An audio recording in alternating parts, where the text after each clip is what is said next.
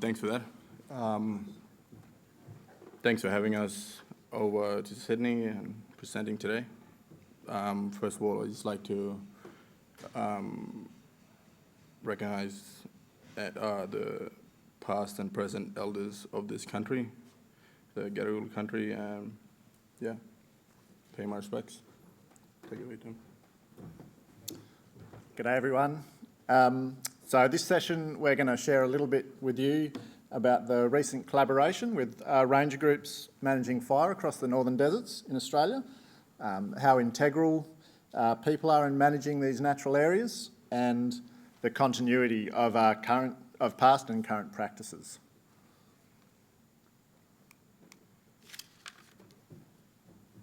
So, who are we? Hello, my name is Scott, and I am a Kirkora Ranger, and I worked for 2 years. Hi, I'm Elijah Murray. I work at the Indigenous Desert Alliance as a project officer, and I'm a proud ordinary man from Ngurra country. And I'm Tim Lean. I'm the IDA fire officer in the Northern Territory, based in Alice Springs. I'm not Gareth Catt, as you can see. He's a COVID victim, didn't quite recover, so I'm filling in. Got to be ever adaptable in the desert. I'm not Indigenous, but we will be talking about some of the work we do together and some of the issues and challenges faced. I normally live in Alice Springs on Aranda country, and we've got some Aranda TOs here today. Here's a segue to a plug, and they've got an 11:30 talk tomorrow on the Yiparenya Trail, so go along to it. All right. Make sure I click that if I forget. We'll do this a little bit conversationally for some parts. So who's Indigenous Desert Alliance and what do we do? IDA works alongside Indigenous member organisations supporting ranger teams, which there's 60 plus and growing. There's a perception that the deserts can be a bit of a vacant land, and this is very much not the case. They're inhabited with vibrant living cultures. IDA assists ranger teams and traditional owners in looking after country and providing a connected voice across desert groups.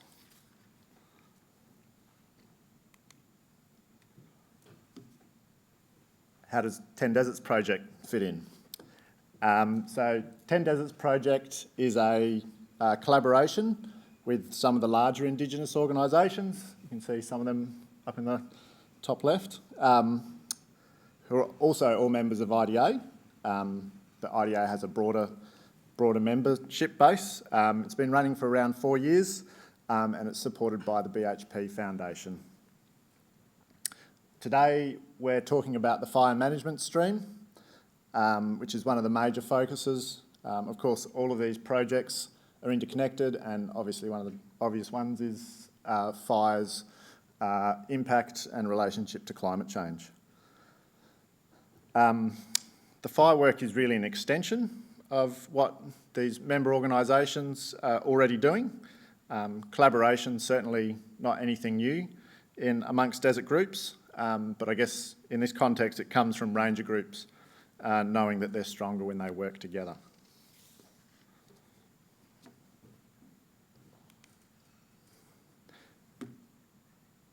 So a little bit about unmanaged wildfire and right-way desert fire. So on the left-hand slide, we have pretty well cooked desert heath myrtle, or in scientific is a luta, and a severely burnt bloodwood tree in the Great Sandy Desert, as an example of the sort of moonscapes that can be formed from hot wildfires at the wrong time of year. On the right-hand side, we have traditional owners planning burns around Pimpy in the Little Sandy Desert, as an example of right-way desert fire. And above that, you can see some of the different vegetation ages and fire scars. from planned burning at the right time of year when it's cooler. For those of you who are in Victor's talk, the aim to be not to be just taking out trees, but to be burning the lower fuel levels and maintaining those trees and shrubs above it, predominantly by burning at the right time of year, but there's obviously a lot of knowledge with how that happens. And that's between Punmu and Coonawarrigi, Māori country in Western Australia. So I guess this really illustrates just how much people are needed in managing the landscape. They're not separate from the landscape, and this has obviously been going on for thousands of years. And I guess also that when people aren't able to get out into and be present in the landscape, that can result in the large wildfires and loss of seed bank and soil and loss of cover for threatened species. Yeah, so as you can see here on the left side, that's what happened when there aren't any people out in the desert. You get a desert looking like Sahara, and our desert don't look like that. And when there are people out there managing the country the right way, the desert becomes more alive. So the country needs people, and the people need country. As you can see on the left is a photo of a satellite picture of a fire that went through the Ngurura country, so my country where I'm from, out in the Great Sandy Desert, and that fire that burnt through there, no one would have known it happened because it's out in the bush where no one lives or stays anymore, because everyone's in towns. And yeah, the fire that went through there was like from Sydney to the other side of Canberra. That's how big it was, and no one could do anything about it because it was in the hot season, and it started by a lightning strike. And that goes to show that if people aren't doing their work out on country, not managing the country right, then you get these kind of problems. The photo on the right is one of the leading women rangers out in Ngurura, flying over to do some aerial burnings, but there aren't anything to burn. That was taken 12 months after the big bushfire went through there. So yeah.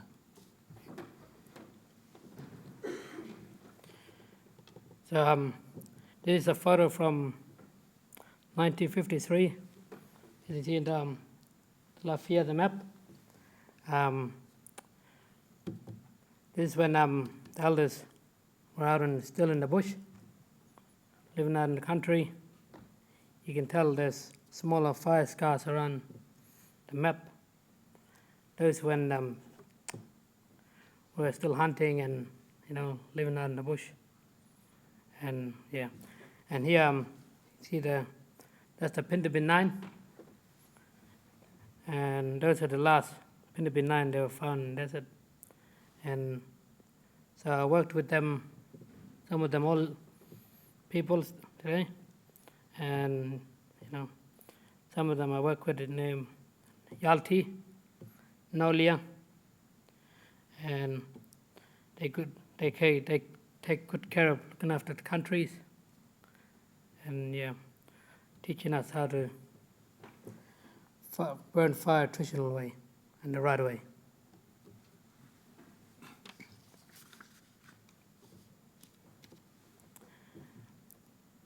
Fire is really important for keeping country healthy.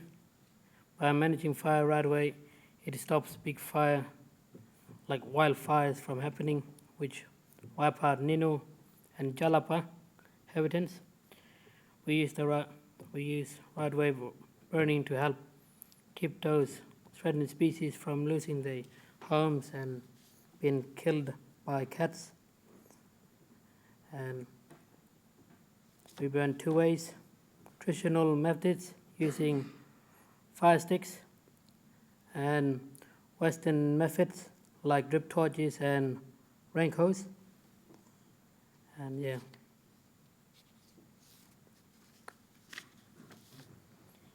Yeah, we're learning how to operate the rain dance machine. So we can conduct aerial burning over Kikra, IPA to really remote areas. We do this by using choppers and fixed wings planes, which IDA and 10 Desert Project support us with. This means we can burn and look after country that is too remote for us to get to normally. Yeah. And yeah, just back to Tim. Thanks. So one of the issues, not distinct to desert areas, but is these little black lines on the map, the administrative boundaries that we will have to work to that don't mean a lot to fire or culture or threatened species habitat. Or to put it another way, fire knows no boundaries. So one of the solutions to this is to scale up from one ranger group to, in this context, 3, Barracu, Nurukayanda and Nurapa in the northeast Great Sandy Desert, who've been working together to protect night parrot habitat.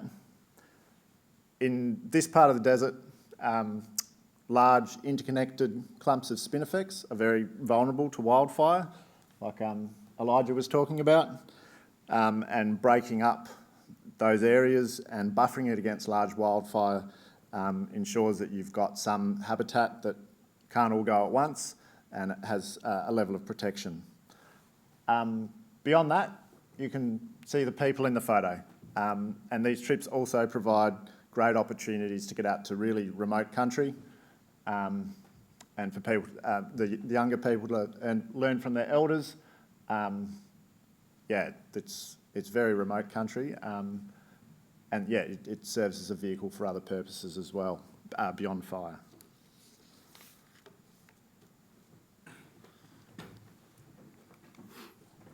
So the past 2 years, the IDA has helped facilitate fixed-wing aerial burning trips with the plane. So it had 1 last year and 3 this year. We just had our last one a few weeks ago, but yeah, and as you can see from the flight paths, we flew from Perth to Newman over to Broome, then from Broome to Fitzroy, do burnings out of Broome and Fitzroy. Then from Broome then from Fitzroy, then went over to the NT and did a lot of burning over there. And it's possibly the biggest collaborative aerial burning in the world. It helps people access country from the air, get a different view of it, helps them get to places where they can't get to with helicopters or cars, and it makes the trip a lot quicker. The only downside of it is being on a plane for a few hours and having to deal with people vomiting on the plane. We affectionately refer to that as the vomit comet. So combination of traditional and modern burning techniques, copying the fire patterns from when people lived out in country, helps maintain our cultural practice and connection to the country. And we use fire today for hunting and goanna and bush turkey, bringing back bush foods like bush tomatoes that we love to eat. It is really important to me and the Kirra Rangers to pass on this knowledge, do lots of work with the school so the kids can be strong rangers one day and look after the country as well.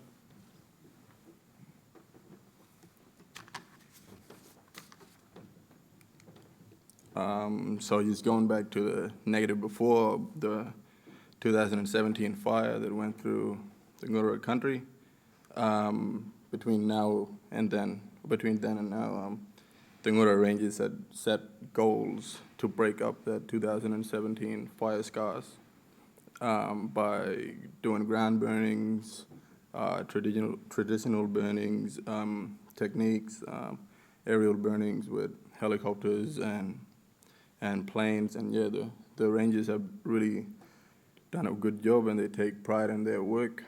And now that the country is looking more healthy, you got vegetation out on country, and yeah, the elders are happy.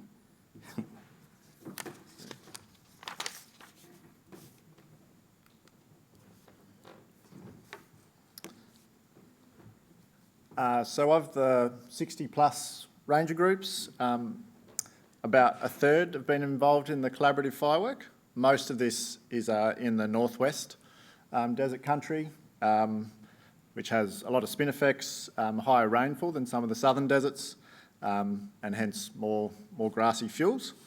So a big thank you to all the many rangers, traditional owners, people and organisations. It's been a big effort, and yeah, it's bigger than any one group. You saw the map. We've basically done burning from the Indian Ocean across to the Queensland border. So whether or not there's bigger stuff that happens in the world, we'd like to think this is the biggest. So that's pretty much it from us. We hope we've provided some food for thought on the importance of collaboration in addressing just how vast a scale the management needs to be, both the continuity and adaptation that's happening with contemporary and older fire management practices, and critically just how important people are in this whole process in continuing desert fire management to protect the biodiversity, cultural and landscape values. Thank you very much for listening. Palia.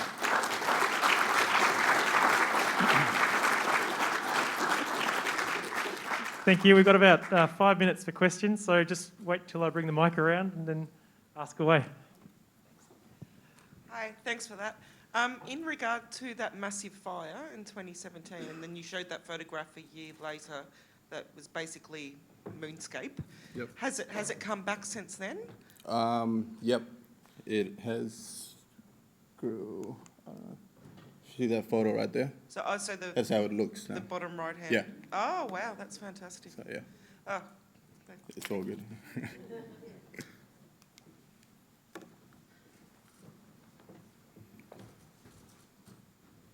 Great work, guys. Admire a lot of the work you've been doing in that area. But when I was there in 2002, we'd had 2 really wonderful summer rainfalls, and we hadn't seen it since, mid-70s. But it also created a lot of vegetation growth. Pretty much the whole of Alice Springs was surrounded in fire.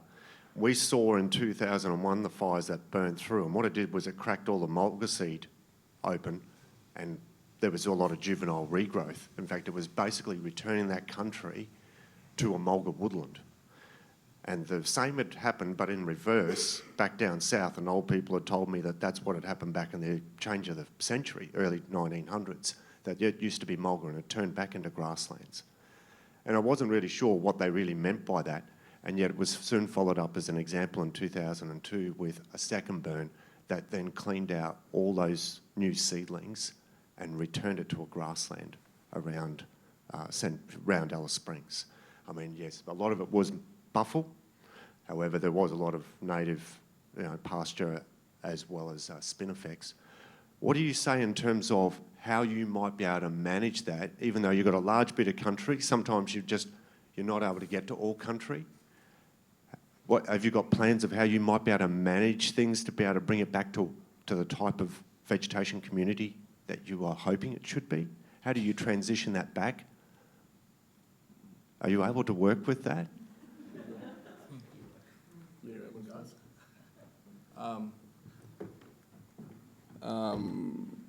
With the helicopters and planes, we can't do anything about it. If it burns, then it burns. But when we're doing traditional burning or doing it with a drip torch, we try to protect, or we do protect our sacred sites and our vegetations out on country.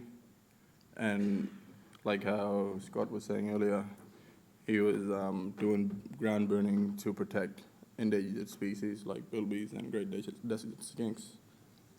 We try to do that all over the desert to do just that, protecting the land, the vegetation, and endangered species. So you are aiming for a particular type of community of species? Generally The native speaking? desert ones, Yeah, yeah. with the idea of supporting the wildlife as well, Like, what do you mean supporting, like the whole? like the bilbies or the night parrot. Yeah, I mean, supporting all of that. yeah. While burning. And when we are burning, we know where the bilbies stay, like the habitats are, and the night parrots. So we stay well away from those areas. You want to do something?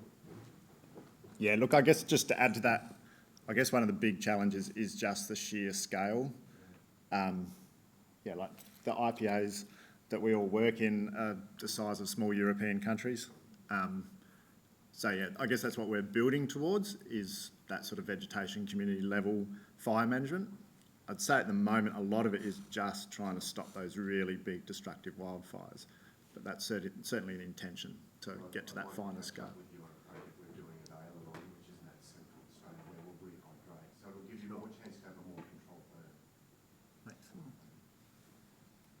Thank you. Hi, I was just wondering, with managing an area as big as you have and continue to do, what strategies or how do you manage crossing over those imaginary straight lines and all of the bureaucratic issues that come with that?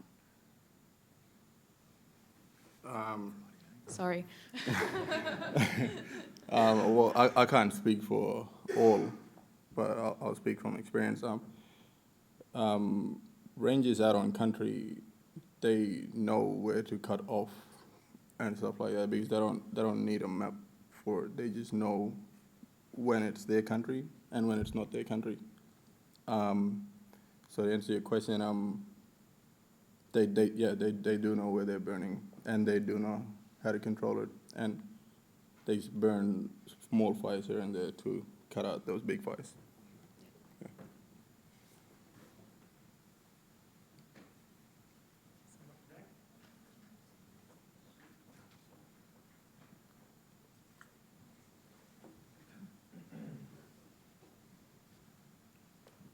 Hi, I just wanted to know about the funding for the project. Was it from BHP? Is that right? Yep. Yeah, I just wanted to know, like, what's your ideal model for like ongoing funding into the future that doesn't rely on mining companies? You guys want to talk about money or? Sorry. I'm not too much into that stuff. That's for the CEO and people above me to deal with. But to answer that question, I can say a little bit you about can it. say. Look, there is, it's BHP Foundation, which is independent of BHP. But yeah, there is diverse funding streams, Australian government, WA rangelands. There's 3 or 4 different areas. I guess that'd be the first thing, that in the desert, make sure you have a diversity of sources, because it still is boom and bust. Everyone's seen that. Does that help? Yep.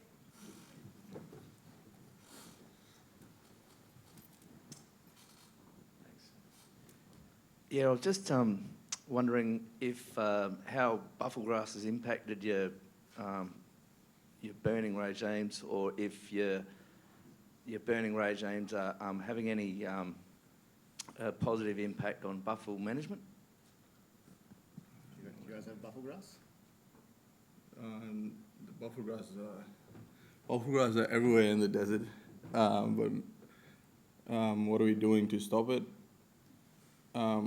There are people in our organization that are working towards cutting out buffle, but I'm not too sure how they are going with it and how those projects are going at the moment. So I can't answer your question. Sorry about that.